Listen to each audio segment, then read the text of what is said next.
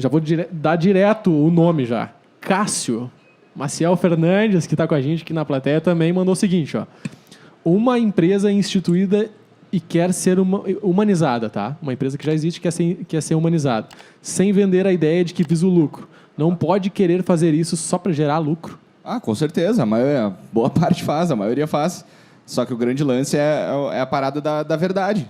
A verdade hoje vem à tona muito mais fácil do que ela vinha no passado, né? Então, é mais que eu falei. Esconder, né? Sei lá, tem uma empresa que ela faz ela desmata um monte de coisa e aí tem o Domingo lá, o Fantástico, que era o programa mais assistido do mundo, ela ia lá e pagava, sei lá, 1 milhão o segundo e ela fazia uma propaganda de 30 segundos para mostrar o quão boa ela era pro meio ambiente e tudo mais, blá, blá, blá, blá, blá. Cara, eu acreditava naquilo, tu via aquela marca e tu pensava, meu Deus, meu sonho é trabalhar ali. Hoje, cara, se essa empresa faz isso, um funcionário vê aquilo e discorda daquilo, e ele não tem, sei lá, daqui a pouco ele tá meio revoltado com a parada, ele abre o Twitter, ele abre o Instagram, ele xinga mostra a muito parada. no Twitter. Um fornecedor, ele faz isso tudo. Ele xinga muito no Twitter ali e já era. A empresa vai ter que se redobrar e não vai ser pagando o segundo do intervalo do Fantástico, ela vai rever isso, assim. Então, tem uma série de empresas aí que vendiam uma história, né? Tem empresa de suco, tem empresa de picolé, tem várias empresas que vendiam uma história que descobriu-se depois que eram mentiras e essas empresas nunca mais se recuperaram, né? E aí vem cada vez mais os consumidores, eles estão se conscientizando, assim, né? De que, cara, tipo, todo mundo que está aqui é muito privilegiado. Todo mundo que está aqui, assim, não precisa escolher ficar comprando roupa no site que começa com SH lá e termina com AIN. Não precisa. Não tem necessidade. Não precisa comprar da roupa de criança que está produzindo coisa. Pode pagar um pouquinho mais caro e comprar de uma loja aqui perto. Não precisa ir lá no grande varejista absurdo lá e pagar um valor bem mais barato por uma camiseta que ela poderia pagar, ao invés de R$30, ela poderia pagar 60 na empresa do amigo aqui no centro da cidade. As pessoas estão começando a fazer essas escolhas. Elas estão começando a se conscientizar. Não adianta a gente ficar só militando e reclamando e xingando, e na hora de reclamar de um monte de coisa, eu vou lá e vou fazer um balaio gigantesco na Shine. Tem coisa que a gente não vai conseguir fugir. A gente não vai conseguir fugir do iPhone, do celular. Se a gente receber strike no YouTube porque tu falou o nome da marca, nós vamos conversar depois. Bota pi. Bota pi e já era, tá tudo resolvido. Mas é que isso é uma parada que me revolta, porque a maioria da galera que discursa muito sobre isso, eu tenho certeza que elas têm aquela necessairezinha lá, transparente, em casa. E aí estão reclamando que a empresa paga mal, estão reclamando que ela é mal remunerada na empresa que ela trabalha, estão reclamando um monte de coisa. Mas ela está ali financiando serviços, né, próximos à escravidão e coisas nesse sentido. Então, as pessoas estão começando a cobrar das marcas que elas mostrem como elas produzem aquilo que elas vendem. Assim. Então, quem fizer por marketing...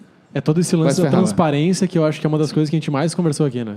Essa parte do ser aberto, de ser transparente... Cara, tem coisas que não dá pra consegue fugir. maquiar, né? Tu não vai... O eletrônico, essas paradas... Não, mas, cara, a tua roupa, velho. A tua roupa tu pode comprar na loja da tua cidade, sabe? Sei lá, o livro... Tu pode comprar um livro ali na tua cidade. Tu pode comprar da parada local, assim, que eu acho que faz muito mais sentido, né? De novo, é um pilar de pauta que a gente tem que colocar na nossa vida e começar a pensar cada vez mais sobre isso, né?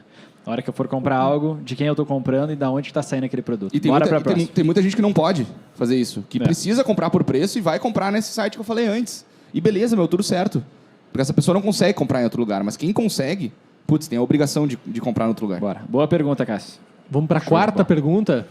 A quarta pergunta que foi da Jéssica Haag. Ela botou o seguinte, ó.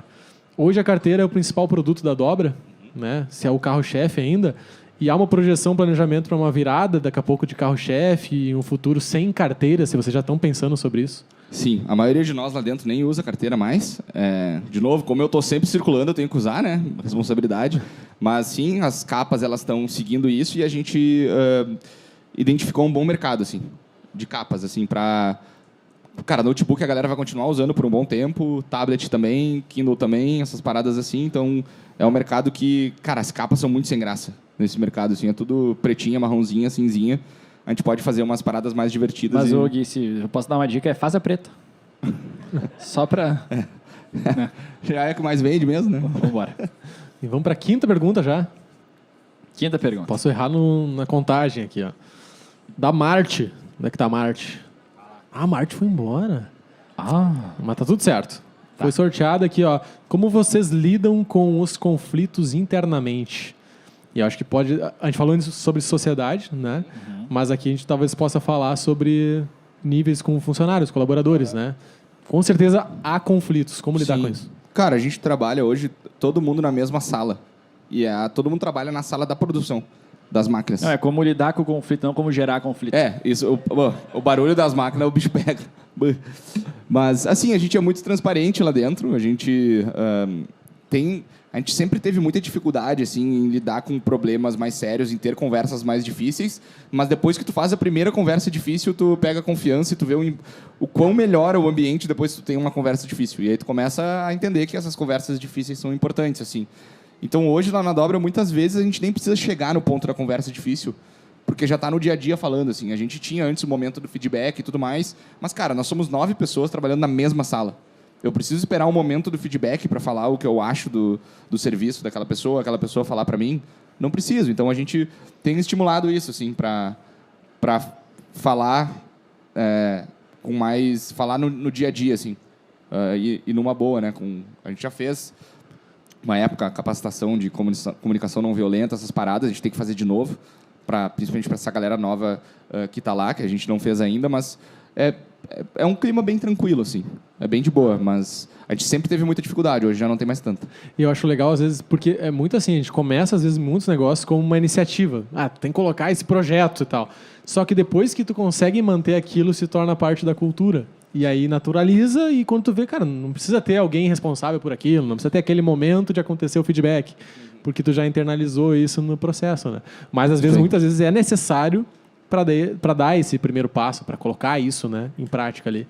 Legal. E a última pergunta, então, para a gente encerrar o nosso baldinho de perguntas. Vamos pegar uma bem capciosa agora. Se ela não for, eu vou inventar.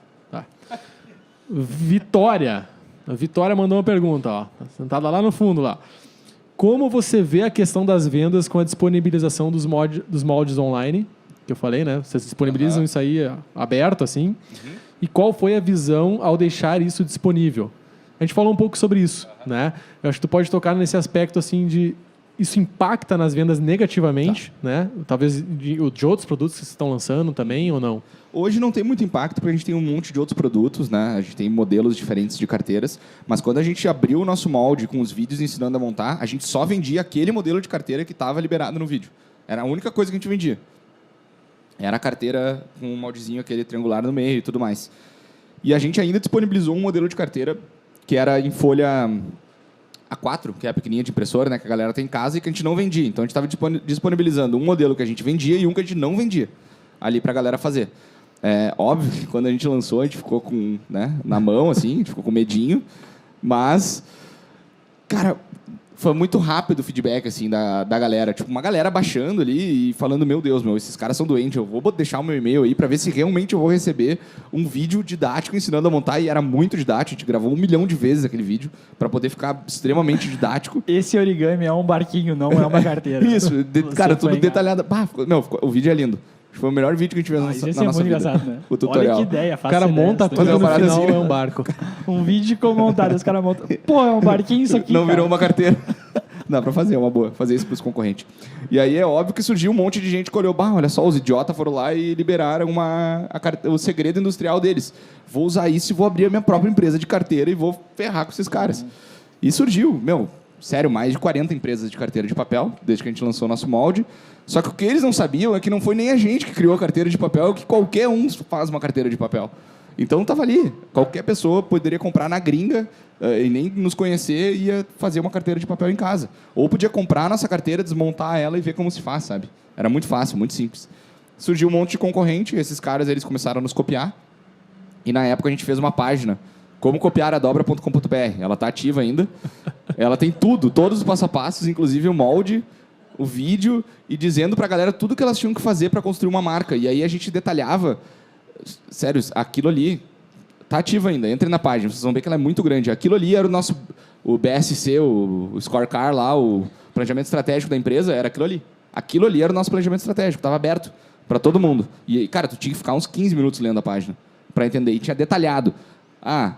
O que eu falei antes do aberto e reverente do bem, por exemplo, Sim. estava ali, cara. Impacto positivo. O que é impacto positivo? Detalhado.